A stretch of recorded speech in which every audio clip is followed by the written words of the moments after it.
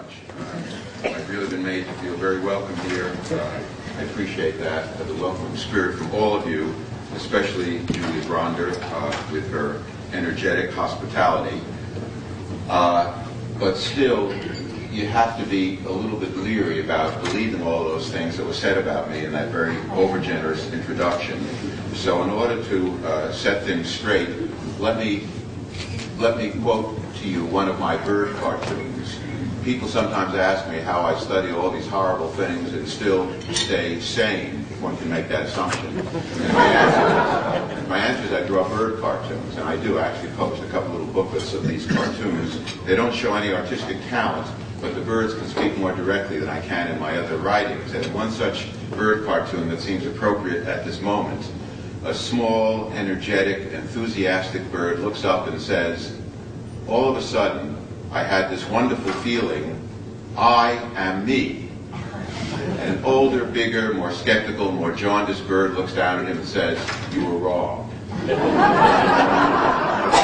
I like to consider that my existential classic. I am happy to be speaking here at the Ryan Foundation conference. I had hoped that I would share a podium with Margaret Singer, a very close and old friend, as has been indicated. You know that Margaret was one of America's preeminent psychologists before either she or I had heard of the word cult. She's a very special person, and nobody in this entire world has devoted anything like the intellectual and moral energy that she has to this subject. So because we can't quite share the podium tonight, she couldn't get out of a commitment that she had, and she's not that strong these days anyhow, I'm going to dedicate this lecture to Margaret. My subject in general is that of apocalyptic violence. What is apocalyptic violence? Well, if you look at various forms of large-scale violence, it's not only their scale, but it's the attempt to achieve a new spiritual world through that kind of violence. So that if you look at violence in the Middle East, for instance, either on the part of Jewish or Palestinian fanatics, the violence is intended immediately in a political sense to block the movement, the peace process. But its larger impulse is to bring about a holy war or to enhance and speed up the return of the Messiah, depending on which side it comes from. It's that larger purpose of destroying the world in order to renew it that is behind apocalyptic violence. We've got plenty of that in this country, as you know. I'll return to Timothy McVeigh and the Oklahoma City bombing at the end of my remarks, but the violent actions that we see on the part of cultic groups are likely to have that double level, an immediate one, which is lethal and dangerous, and an apocalyptic one, which has to do with an imagined world ending in the service of renewal. Well, when you recognize all this, you can say that there is a worldwide epidemic of apocalyptic violence. We can see it in the really sad report from Africa just today. And we have to conclude with the great historian Eric Hobsbawm, the old century has not ended well. In my own work, I've tried to combine a psychological and historical approach. A psychohistorical approach really means the application of psychological methods to studying historical problems. And all that we think or write about concerning cults represents historical problems.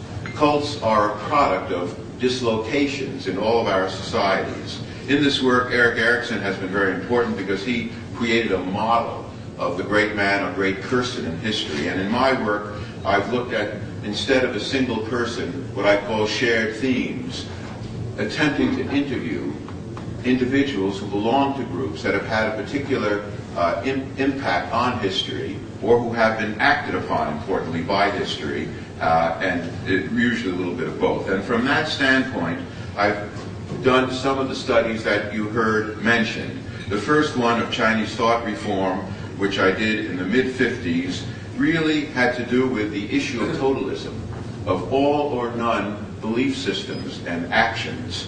And that has haunted the world, certainly from that time and long before. it was in relationship to Chinese thought reform that I came to these very general principles that people found in that notorious chapter 22 of my first book useful, and I'm very glad that that's been the case, because I might say that through that chapter 22 of that first study, the paths of many people in this room have crossed with my own in ways that have enriched both of us, I feel, all of us. And the first principle, these are known to many of you, but they are kind of baseline. I'll mention them briefly. The basic principle is milieu control, which means controlling all communication or attempting to in any environment. And then a second principle is what I call mystical manipulation, hidden maneuvers behind the scenes. Third, a demand for purity, division of the world into pure good and pure evil. There is an ethos of confession, because if somebody is kept confessing, you can achieve control over his or her guilt and shame mechanisms, and there's no greater control that one can achieve over another human being.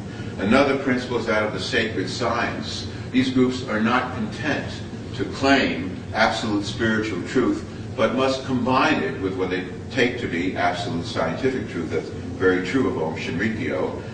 There is what I call the loading of the language, a rhetoric and a language that only permits the claims of the particular group to be expressed. Alternative claims are blocked out by the very language. There's another principle, that of doctrine over person. It's very obvious, but not when you're in the middle of it. And that is that any doubts or any critical feelings that one's accurate personal perceptions inform one about are attributed to one's own shortcomings, turned back on one, and that's again another control of guilt and shame. And then one has to embrace the doctrine rather than one's personal discoveries. And finally, the most dangerous dimension of cultic behavior, what I call the dispensing of existence. And that really means that cultic groups so embellish their own claim to absolute truth that they divide the world into those who have a right to exist and those who have no such right. Now, that may be just symbolic in many ways in terms of favors or whatever, but it can become much more dangerous and even murderous, as it did with Om Shinrikyo.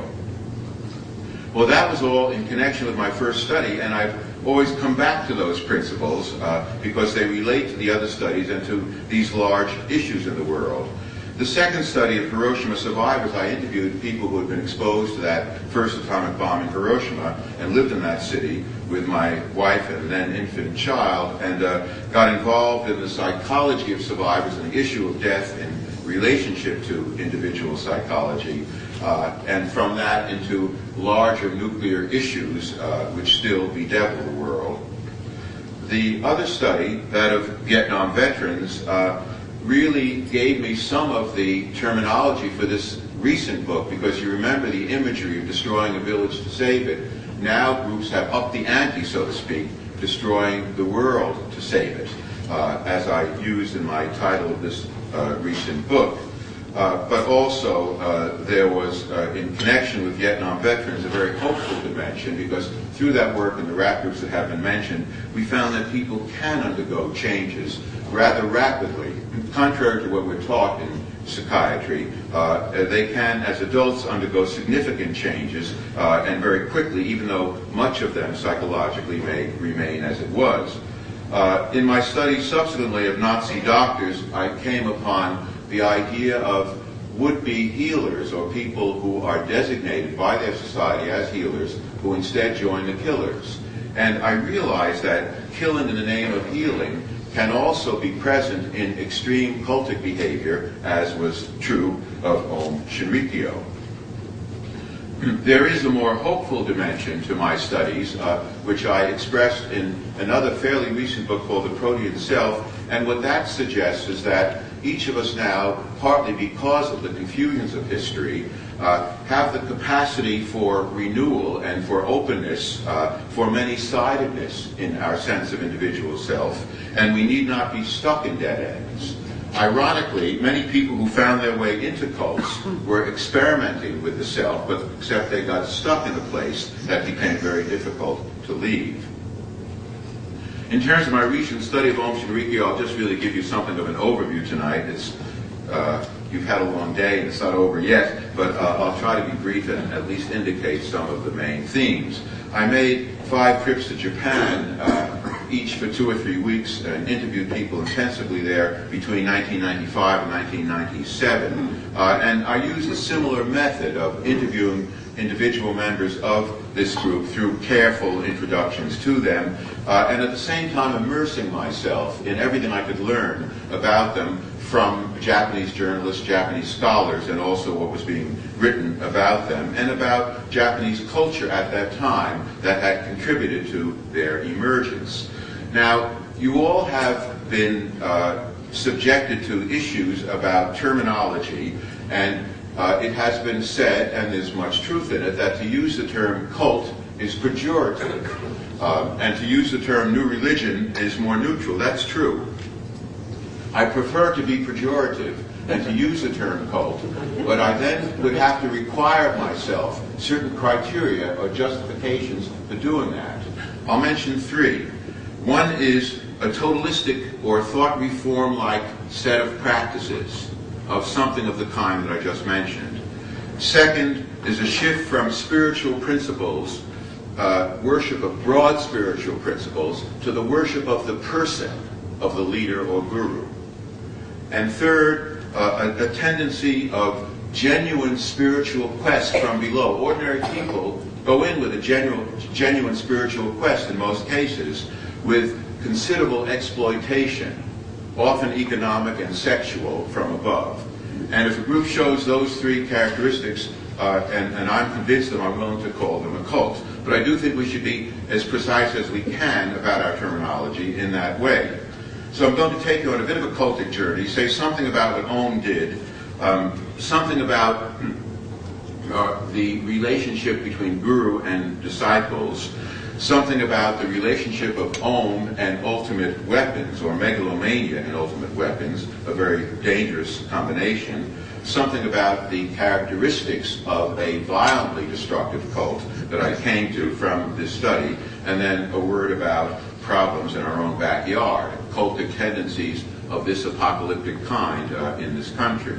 Because my sense has been throughout this work that by exploring the bizarre emotions and actions of Om Shinrikyo, we uncover and better understand closely related impulses in our own country, dangerous tendencies in American society that we need to confront and combat. What did Om do? Well, just many of you are familiar with it. I'll just mention it very, very briefly. They exploded onto the world stage on March 20th, 1995, with the infamous sarin gas attack in Tokyo, the releasing of sarin gas, a very poisonous, lethal nerve gas, on 5 subway trains, the trains leading to the heart of Tokyo and government buildings in that incident. They had previous runs of, or test runs of sarin gas, one of them in Matsumoto a year before, a Japanese city north of Tokyo, another one earlier than that in Australia, where they tried the gas out on animals and wanted to see its effects. But they also were involved in more immediate hand-to-hand killings over time. Many of these weren't discovered until after the sarin incident, so that up to 80 people have been killed by Om Shinrikyo, many of them dissident members or people who were designated as enemies of Om. They, as you know, produced sarin gas, chemical weapons, and also biological weapons, and botulinus and anthrax, and they were seeking nuclear weapons. They were initiating dialogues with alienated scientists in the former Soviet Union, in Russia, about the possibility of getting nuclear weapons. Fortunately, they didn't get very far in that, and it's very difficult to obtain still, or to make nuclear weapons. But all of this was in the service of a triggering of Armageddon.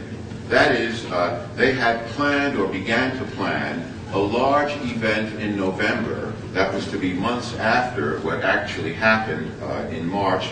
They rushed their sarin gas in March because they heard that the police were closing in, but they had wanted to release a much more infinite amount of sarin gas in November in order to create a warlike situation in which the Japanese would think the Americans had done it, and the Americans would think the Japanese had done it. Other leading countries would join in warfare which would initiate World War III and would trigger Armageddon. Now that's, of course, not exactly logical thinking, but that was the plan, and that was the thought process, and the goal, really, of the cultic behavior, certainly over the last year or two, of its active function. So that Om Shinrikyo, we have to ask how this came about, crossed a crucial threshold from merely anticipating Armageddon, and that you can find in many cultic groups and in many fundamentalist groups all over the world, to taking active steps to attempt to bring it about. And those steps included the acquisition of ultimate weapons. So we have an activist Armageddon and the embrace of weapons that could bring that Armageddon about. And that's a historical first in the case of Om Shinrikyo. To say a word about the guru and his myth, in a way, a guru can be seen as either everything or nothing. He is everything, or she, in the sense that the guru is responsible for creating the cult, for its policies, for the direction in which the cult moves and its actions. On the other hand, a guru is nothing without disciples. Without disciples, people who become gurus could instead become psychotic. They depend upon, in many cases, the disciples for their own mental functioning. And Anthony Storr, a British psychoanalyst, has written a book about guru types and talks about their vulnerability, which is why he calls his book Feet of Clay. In the case of Asahara Shoko, who is the guru of Om Shinrikyo, he's now in prison, as you know. It's a story that one could tell at length, but briefly, he is totally blind in one eye and mostly blind in another eye, was sent to a school for the blind in Kyushu, one of Japan's southern islands. He was very resentful to his parents for doing that because he was technically eligible for an ordinary school since he had some sight, but an older brother who was completely blind had been there. It was more convenient economically and in other ways for him to be there. Now, this doesn't explain how he became a rather gifted guru. We can never explain a guru's actions totally by what we know of his or her childhood, but we do want to learn what we can about that childhood, and in his case, elements of his guruism, a certain dimension of aggressiveness, and he was a little bit violent at the school. He manipulated other people because he was bigger and had some sight, and he was very intent on performing in plays, and all these characteristics would later serve him as a guru. But no adult of any kind is a mere product of his childhood. If we think of the self as constantly in motion, and most of our psychological approaches involve a sense of the self, then we know that it's constantly changing and it's never totally predictable from childhood. Nonetheless, a guru tends to feel that he or she has discovered some ultimate human truth and must convey it to the world. A guru can be both convinced of his truth and also a con man at the same time. The two don't eliminate, one doesn't eliminate the other. That was very much the case with Asahara and of many gurus that we know of. If we carry over to the guru myth, the guru helps create his own myth to a considerable extent. The guru myth is part of the myth of the hero. Joseph Campbell and others have taught us that the hero has a certain mythology in any culture, usually a mysterious childhood, a mysterious birth and childhood, then a series of ordeals, a call to greatness, and achieving of something, which Freud called some sort of resolution of the Oedipus complex, but is really more a discovery of something about death and the significance for life, which he brings back to his people. So a religious guru must have this kind of process in spiritual terms. In the case of Asahara, he gives forth a story of having been very much down and confused in his early adult life, and he was in trouble with the law on a couple of occasions, once for violent behavior, once for selling fraudulent Chinese medicines, and he describes how he decided to immerse himself in religion because he had to do something about this. He had two great visions. A guru must have visions. The first one, on which Om Shinrikyo is ostensibly formed, was a vision that Asahara described being called forth by the Hindu god Shiva, sometimes pronounced as Shiva, to lead an army of the gods in a struggle against darkness. So the vision is one that is both military and spiritual. And the second vision, a year later, was that of achieving final enlightenment in the Himalayas. I guess that's the ideal place to go for final enlightenment. In any case, when somebody claims final enlightenment, it's very hard to judge. Who's to say? He's the only one who knows it, who has the experience. However, that didn't stop Japanese journalists. They followed his path, they retread his path to the Himalayas and talked to some of the spiritual leaders there, one of whom Asahara had consulted. And this man said, well, yes, I sent him to some of the monks in the mountains, and I was surprised when he came back a few days later claiming that he achieved final enlightenment, because it takes people most of a lifetime for that achievement.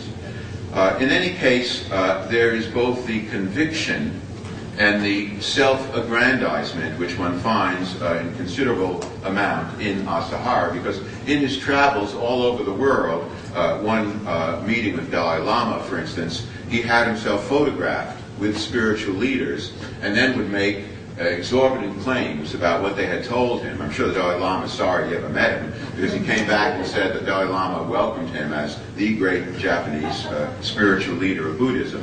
The Dalai Lama has been quick to deny that, and I believe in this case the Dalai Lama. Let me say something about the guru-disciple relationship through the eyes of one very intense disciple whom I call the gentle Armageddonist. You can have very gentle people who take up fierce theological or ideological actions.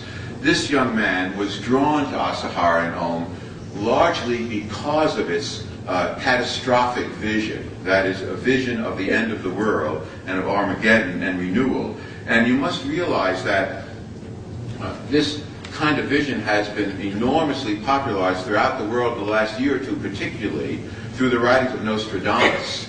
Nostradamus was the great mystic of the 16th century who claimed that at the year 2000 the world would come to an end. Well, the translations of Nostradamus in Japan have gone through literally 400 printings, sold millions of copies. The Japanese might be the largest consumers of Nostradamus and of this apocalyptic vision in the world, but it is a worldwide. So this young man had been drawn to that, and he found Asahara talking the same language, so to speak. Just to put it very, very briefly, early in his experience with Om, he had a series of what he considered, and others did, mystical experiences. And these were through an intense training in Kundalini Yoga, which Asahara was quite gifted at, and a form of Buddhism practices, and especially rapid breathing exercises, which, as you know, deoxygenate you and makes you vulnerable for visions. He did have several visions, as did almost all disciples, visions including the Buddha or Asahara himself. But they considered all of these visions to be a gift of the Guru. And these were so intense that they would do anything to sustain them. Several of these young people told me, I knew Om was going bad. I could tell from things I saw, but I couldn't leave because I needed Om. So the visions become addictive, and you must take that into account when you consider the power of cults. It's not just a matter of brainwashing or thought reform. Of course, thought reform is an important pattern, but there is an attraction to the Guru in the name of this perfect vision, so that the Guru can convey something that we call charisma. People always talk about charisma, but nobody seems to know exactly what it is. It does mean an enormous attraction that some people have, and it has to do, I think, with two psychological dimensions. One is a person with charisma can convey to others the promise of radically new meaning in one's life and new vitality. And an equal promise of belonging to something eternal, some eternal spiritual principle. So it's both vitality and immortality. And that's a rather powerful combination. And that's what this young man experienced, as did all the disciples that I interviewed, 10 former disciples. There are two visions I'll just mention briefly that he had specifically. One was of being on a kind of pyramidal structure, in which he was at the bottom of the pyramid together with a group of disciples, and on top of the pyramid was Asahara himself. The disciples were drawn irresistibly up to Asahara and merging with him. He considered this a form of a vision of actual experience of reincarnation. And in that process, as he merged with Asahara, he says, am I experiencing nothingness? But that's also Asahara talking. And then there's an answer, yes, you're experiencing for the first time, but that's also he himself talking. It's the merging that is called for in Om Shinrikyo. And again, they use the scientific word of cloning, so that every disciple is meant to become a clone of the Guru. The second vision was fairly typical for many Om disciples. In this vision, he and a number of other disciples are sitting very peacefully and going through their meditations, while outside of them the world is collapsing and the earth is falling into the sea. In a vision that combines nuclear holocaust with biblical Armageddon. It's the idea that the disciples themselves alone and the Guru will survive in order to purify the world and bring it perfect religious experience. Shoko Asahara was simultaneously dignified, ascetic, empathic, supportive, wise, spiritually genuine, innovative, pragmatic, but also childish, inconsistent, fraudulent, manipulative, gluttonous, promiscuous, exploitative, duplicitous, grandiose, schizoid, paranoid, delusional, megalomaniac, and murderous. That's a very long list. I don't know whether you'd see it through and listen to it. But the point is that the self can be very complex and can have many different components. And that's one source of some of the strength of these gurus. They can be those positive elements to many people who feel that in them, and they at the same time have all those dangerous and negative elements. And that's really very important to understand in relation to cultic behavior. In many ways, Asahara's multiplicity included his eclectic use of religious elements from Buddhism, Shintoism, Hinduism, and a lot of New Age American influence which went into this.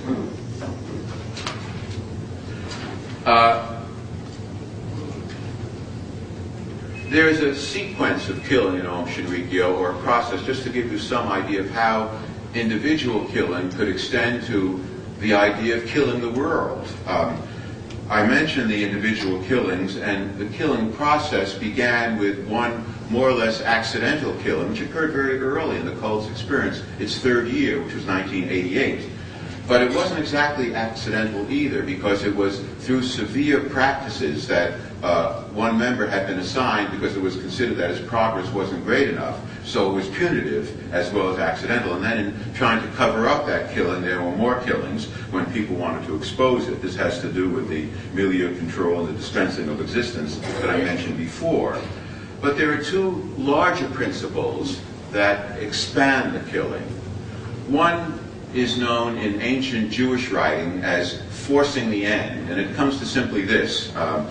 When some people, some Talmudic scholars came to believe that since it was known that for the Messiah to return, there had to be a lot of violence first, should one initiate violence in order to hasten his return?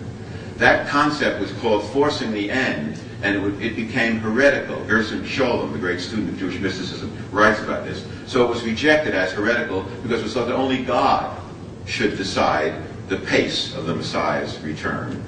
And the second principle, which was related to this, was one called Poa, P-O-A or P-H-O-A, which in original Tibetan Buddhist practice means a spiritual practice when dying, in which a more a more enlightened person may help you with this so that as you're dying you can be preparing and enhancing your next incarnation.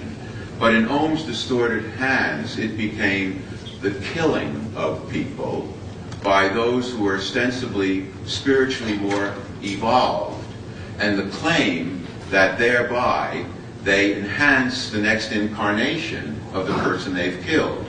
So I gave this what I think is an appropriate term, altruistic murder. Murder for the sake of the victim. And with those two concepts, of course, one was free, and Ohm people, it was only an inner sanctum of people who were really on to the whole process fully, to move back and forth between this kind of murderous ideology or theology on the one hand, and using this as a rationalization for killing, the one being inseparable from the other. Of course, Ohm developed as did Asahara himself, a florid paranoia. The enemies were the Jews, the Freemasons, the Japanese government, the CIA, various Japanese, whom they called Jewish Japanese. There was a lot of anti-Semitism in Ohm. But paranoid people can function at a fairly high level intellectually, even when they're overwhelmingly paranoid. Just think of Kozinski, the Unabomber in this country, and how brilliantly he made his bombs and evaded the FBI and did all kinds of things. It's when they can no longer control their environment that they may lapse into paranoid psychosis or paranoid schizophrenia. And it's also when they're most dangerous, because when they can't control their environment, they're likely to become more violent with that more psychotic-like behavior. And Ohm's violence was preceded by the fear on the part of Ohm leaders, and especially Asahara, that Ohm would be in some way ended, that they weren't getting enough disciples or enough so-called shuke, or monks, who lived together and were at the heart of the group. The functional paranoia then, which is what he existed under and then becomes collectivized, is accompanied by a functional megalomania.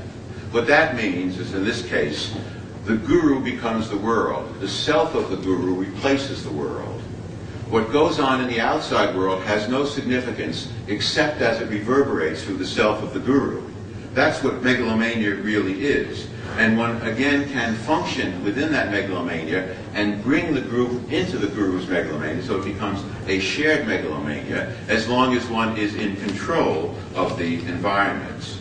The megalomania was represented in many different ways. Asahara was described as a universal genius in every sense, and there were stories about his reincarnation, so that he claimed responsibility for building the pyramids in Egypt and really for the whole creation of Western culture. But the megalomania becomes penetrated, the paranoia and the megalomania and the whole adaptation to paranoia and megalomania breaks down when disciples turn on the guru. The disciples might be even more important to the guru than the guru is to the disciples in this sense. And one of the most dramatic moments in Ohm's history occurred in court a couple of years ago, when Asahara was confronted by a man named Inoue. Inoue was his closest disciple, who had known nothing but Ohm during his entire adult life. And Inoue accused his former master Asahara of being a false guru in open court. And people who witnessed this could see Asahara almost collapse in the process.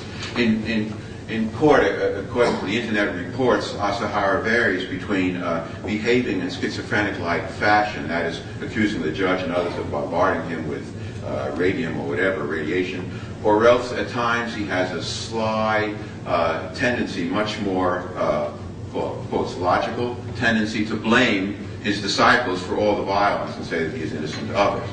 But he has broken down in court with the loss of control over his environment. The danger here, as I suggested early in my remarks, is the combination of megalomania with ultimate weapons. The very existence of ultimate weapons in this world create a lure for megalomanic personalities like Asahara, because they can then come to feel that I alone, or perhaps with a few disciples, can destroy the world. So the technology of the weapons enters into the psychology of the megalomania and paranoia. And that's why when people write books about, with the very dubious titles such as Living with Nuclear Weapons, don't believe that this is innocent or safe. Their very existence has this danger in the world, and this is another way to look at it. And certainly Asahara, all of his destructive behavior was in some way bound up with what I call nuclearism. That is, the worship of these ultimate weapons, first, and this was not unknown in the United States or the former Soviet Union or other nuclear weapons possessing powers. First, fear the weapons, then embrace of that which one is afraid of, the flaunting of the weapons, the embrace of them for national security, for keeping the world going, until the weapons become almost deities, and you get psychology of nuclearism. That was very much the case with Asahara, and he considered the chemical weapons and the biological weapons to be the poor man's nuclear weapons, as many people have said, and also what he called energy-saving nuclear weapons. The ultimate goal, the ultimate weapons, nuclear weapons. In terms of crossing the threshold, let me just mention really what should be clear from my remarks so far, the characteristics of a dangerously violent cult of this kind. It doesn't mean that every cult that shows any of these characteristics fits into this category of a murderous cult or a violent cult, but it does mean that if you have most of these characteristics, we should look out and be wary. The first characteristic is the totalized guruism that I mentioned, which becomes paranoid guruism, megalomanic guruism, a very absolute kind of guruism. Second, an apocalyptic event or series of events that destroys the world in the service of renewal. But more than that, the ideology of making that happen, of forcing the end, some Poa-like ideology, so that one helps it to happen. And then a characteristic that I call the relentless impulse toward world-rejecting purification. The world is evil and polluted and must be rejected and destroyed in a very different way. Heaven's Gate felt that way in its mass suicide. We should distrust anybody with excessive hatred for the world. Another characteristic is what I call the lure of ultimate weapons, which I've described, and the action prophecy. One doesn't only make prophecies, but one seeks to carry them out. That's what Asahara was doing. The prophecy of the end of the world wasn't enough. One wanted to help make that happen. And finally, a shared state of aggressive numbing. You cut off the outside world and aggressively engage in some sort of process that can even take the form of killing, with the idea that you're going through an ordeal, something like what Heinrich Himmler, the notorious Nazi killer, said to his SS generals in praising them for their courage in killing so many Jews. He said, people who haven't done this don't understand how difficult it is to see hundreds of thousands of bodies in front of one. In other words, it's an ordeal for the killer, which ennobles him. That kind of psychology can occur in this kind of cultic extremity. And finally, the whole thing is packaged in a science, a claim of there's extreme technocratic manipulation, there's a claim of scientific validity, which Asahara was very intent on, not just for the weapons, but also for proving the spiritual achievement by studying brainwaves and other scientific means. Now, I'm not going to talk about the characteristics of Japanese culture. There really isn't time, because I want to say something about the American scene. But certain aspects of Japanese historical experience, the extraordinary confusions and dislocations of the past 150 years, contributed to the creation of Om, including the most extreme experience of Japan, total devastation in World War II, and inability to confront its own atrocities in the name of the emperor committed during that war. All these contributed to Om's appearance in Japan, along with the apocalyptic subculture that led to all the intense interest in Nostradamus, and all the apocalyptic Japanese products, whether it's Godzilla or even Pokemon has a kind of apocalyptic kind of process of the destroying of the world and renewing it. But the point to keep in mind here is that, yes, this occurred in Japan first in this extreme way for these historical and cultural reasons, but any culture on this earth is capable of producing an Om. It is not uniquely a Japanese phenomenon. It occurred in Japan. We see parallels to it. Let me mention a few in this country, just very briefly.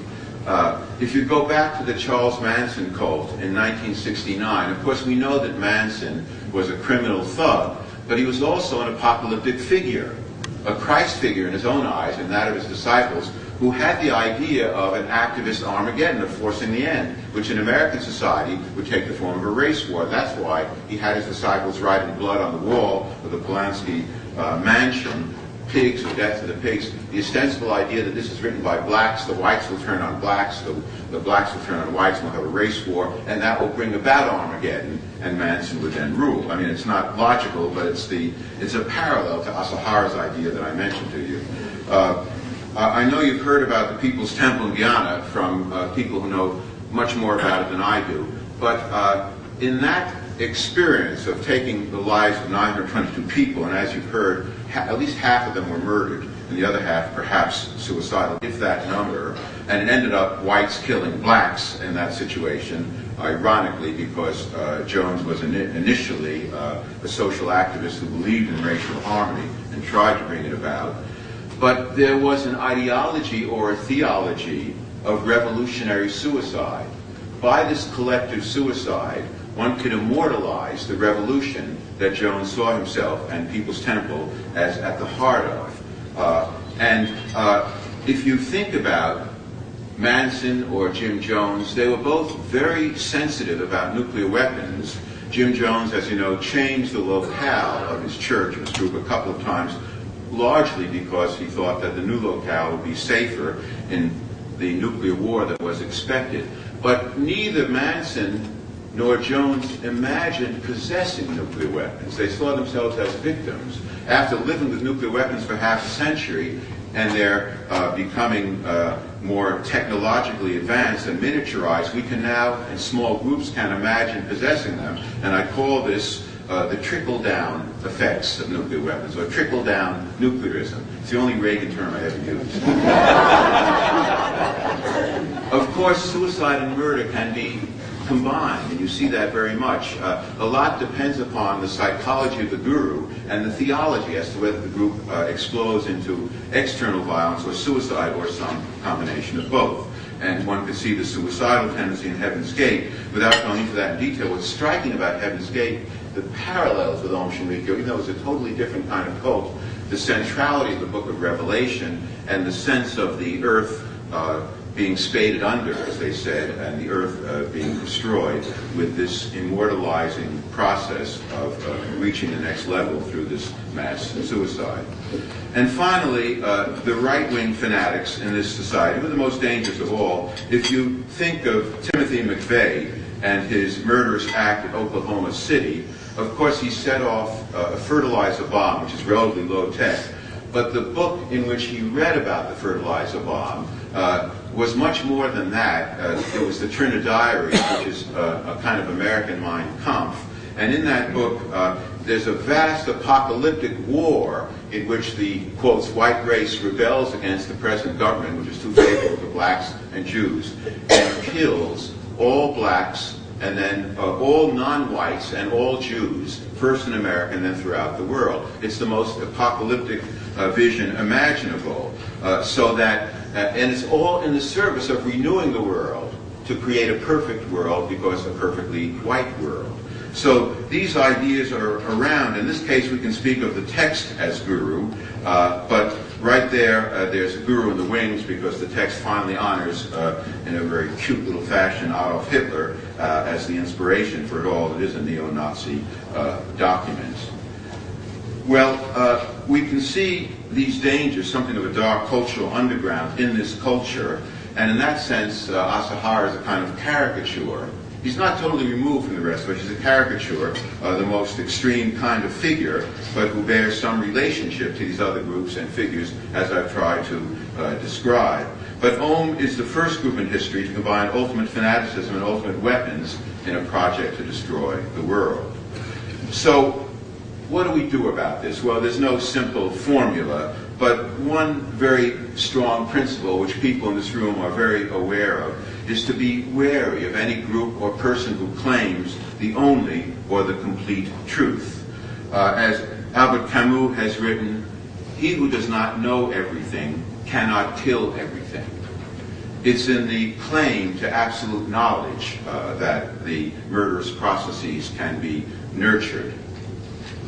It is important to keep in mind also that cultic totalism and apocalyptic violence are by no means the only paths available to us, and that our own more protean sensibilities can create alternative attitudes and actions. Again, that's what I think this group stands for. Alternative sources of life power and larger human connectedness that require not the status quo rigidities, but rather continuous imaginative efforts to locate ourselves in a confusing world, and not to become superhuman, as these cultic groups promise and claim to become, but rather as beings who do not seek to become superhuman, but rather to sustain our own humanity.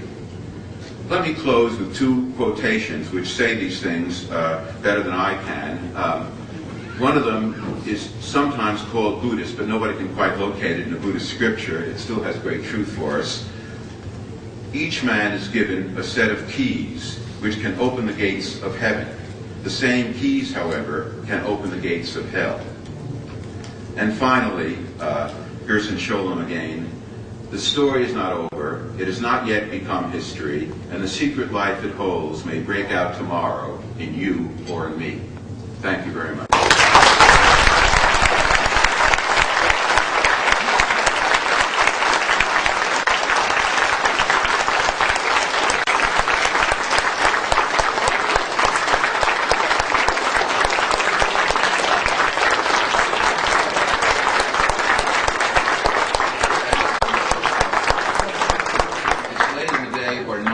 Still be happy to entertain questions or responses, because you've heard a lot in a relatively short time, and I'd love to hear. When you catch your breath, I'd like to hear from anything you'd like to ask me or comment. Thank you. Are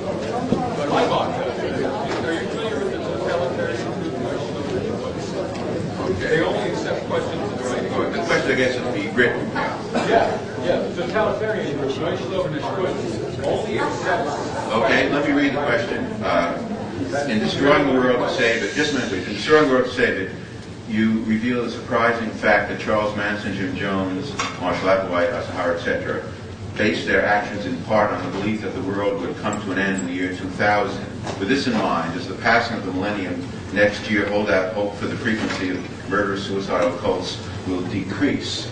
Well, it's very hard to predict. One should avoid being a prophet like them, so to speak.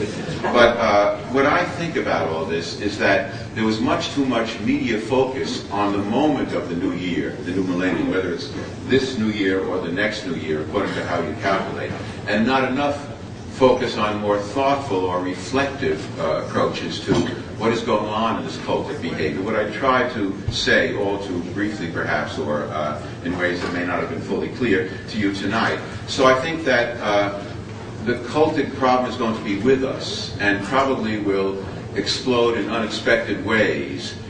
Yes, we should feel some relief that nothing happened at the turn of the millennium, but that's no guarantee that certain things will not happen. And we have to study it, we have to continue our educational practices and be wary. How is Om different from the samurai? Well, that's a fair question, because I didn't go into the Japanese dimension of Om Shinrikyo, but there is a dimension in Japanese cultural tradition. It's what I call a kind of death-centered macho, or machismo. That is an embrace of death and a worship of death. It's in the samurai code. You saw it in the kamikaze pilots and in some of the recent behavior of certain Japanese political groups, or relatively recent behavior, as well as in Om Shinrikyo. But again, I would caution, that's not, Japan has these cultural contributions to Om, but that doesn't mean that an Om can only occur in Japan. I've got a lot of questions here.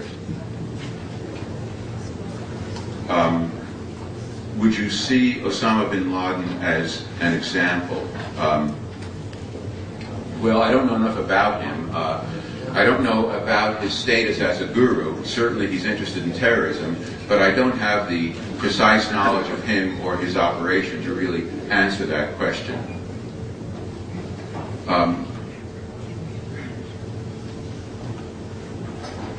Why did our government hold back in deferential asking in the Senate the point about or cult issues? Oh, I don't think, if you read the Senate report on Sharikio, nothing is held back. That's a very good report. It's a very honest report. There may be people, in the Senate. Pardon me? We're thinking after that. Oh, I see. After that. Well, what I would say is that there's no clear answer, no single answer to that. Why afterwards there isn't more attention to cultic behavior. Cultic behavior is very much a problem in a democracy. We all know that. Because cultic behavior can be nasty and dangerous, but it isn't illegal until it violates the law. That's why it's a serious problem in a democracy as to how to cope with it. And you have to always balance your approach to cultic behavior, and one shouldn't hold back on knowledge or analyses of the kind that I've tried to provide in my book and in this talk. On the other hand, one has to recognize that each individual group has to be looked at specifically in terms of whether it is breaking laws.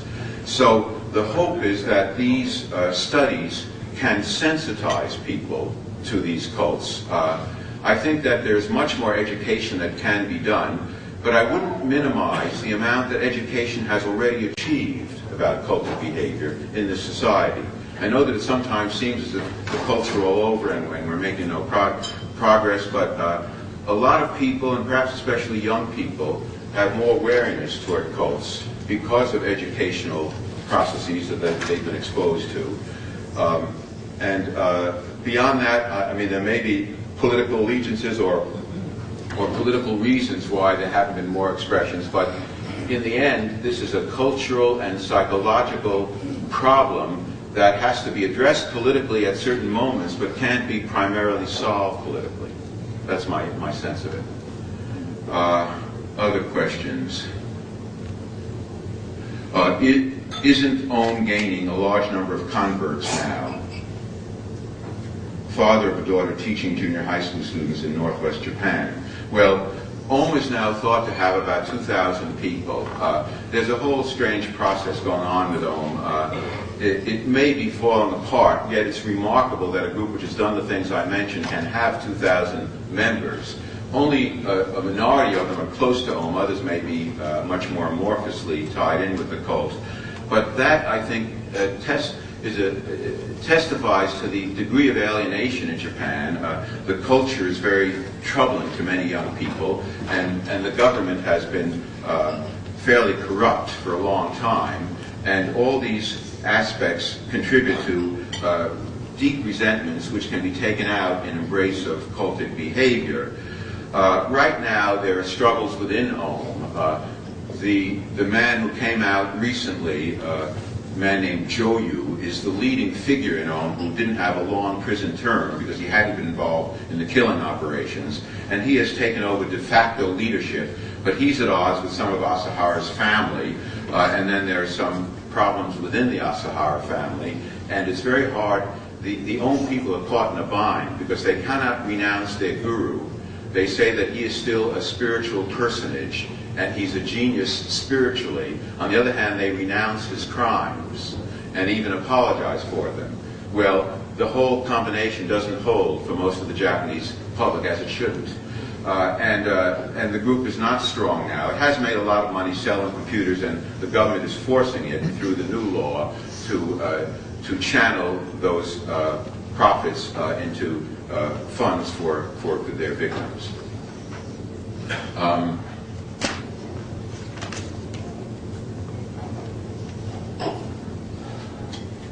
Can you comment on the cultic nature of the Nazi psychiatrists who began the Holocaust via their campaign against life devoid of value.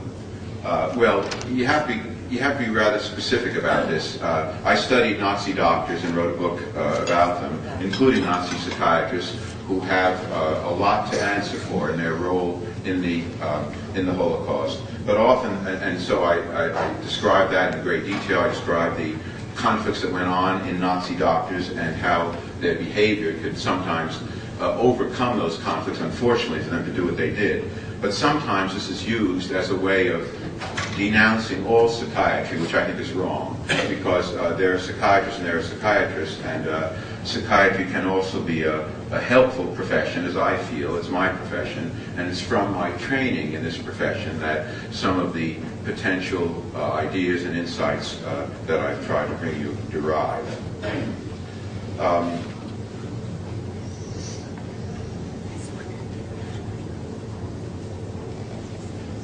You mentioned that a cult leader can be a con artist and a believer of his own cause. Since they sound like opposites, how can this be? The individual mind can contain opposites. That's what's so confusing. And to some young people, especially in the early days of Om Shinrikyo, Asahara was all the positive, dignified components that I mentioned. But over time, he became all those negative and murderous dimensions. They can coexist in the same mind. And perhaps particularly in gurus, because their claim to absolute virtue is so strong, it can sustain in them very powerful patterns that I call charisma. And at the same time, their megalomania and paranoia can be bound up with all those destructive and murderous elements. So they can coexist even though they're opposite in tendency. Do you think that the increase in cult suicides, Solar Temple, Om Shinrikyo, Heaven's Gate, Branch Davidians, is related to aging, disappointment, and deterioration of leaders? Well, I think it's related to different things. There's no one cause. I think that, as I said before, the ideology or theology that a cult embraces has a lot to do with whether it takes a suicidal path or a violent path. And that ideology is often bound up with the guru's individual psychology. Now there are, you might say, historical and cultic traditions for both, for cultic suicides.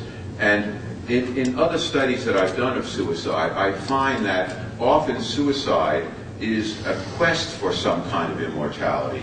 One tries to leave a mark through suicide, and cultic leaders exploit this. And so they do it collectively. One tries to leave a mark in a way that one was unable to do in one's own active life. And that mark one wants to last forever in an immortalizing way. I think that these tendencies increase in connection with leaders, but also in connections with strains in the society and dislocations that I mentioned before. And in that way, the cultic problem is never a simple one. It's not simply a psychiatric problem. It has various social and historical dimensions that I've always tried to emphasize and that enter into these patterns. There was one last question which may not be friendly, but I want to answer it anyhow. Wasn't Asahara a patient of Ewan Cameron? I don't know how many of you know about it. Yeah, okay. I hate to challenge your paradigm, but this... I'll answer it. God forbid. I'm sorry. I'll put a court down. I'm really sorry that you feel so squelched. But anyhow, Ewan Cameron was a psychiatrist in Canada who had CIA connections and performed brainwashing-like experiments on patients. The CIA was sued. I actually testified on behalf of victims against the CIA in terms of restitution, which they eventually succeeded. So what this does show is that the CIA became enormously involved in thought reform-like or brainwashing-like behavior, and it was a very unfortunate time in American society that it was so widely. It had a kind of fascination for the CIA as they learned about communist prisoners confessing through false confessions, and the CIA made the mistake of wanting to embrace the method rather than to reject it. In the end, at least, with all the faults of this society, and I have to speak of myself as usually a critic, there was at least the possibility of some form of rectification, some form of exposing CIA behavior and bringing it to some legal fruition or some legal resolution. But that's a pattern that has to be recognized, and one has to relate Cameron, CIA influences, and certain psychiatrists to the involvement in thought reform-like behavior, and one should, from the standpoint of psychiatry and professions and democracy, oppose them. Okay, thanks very much.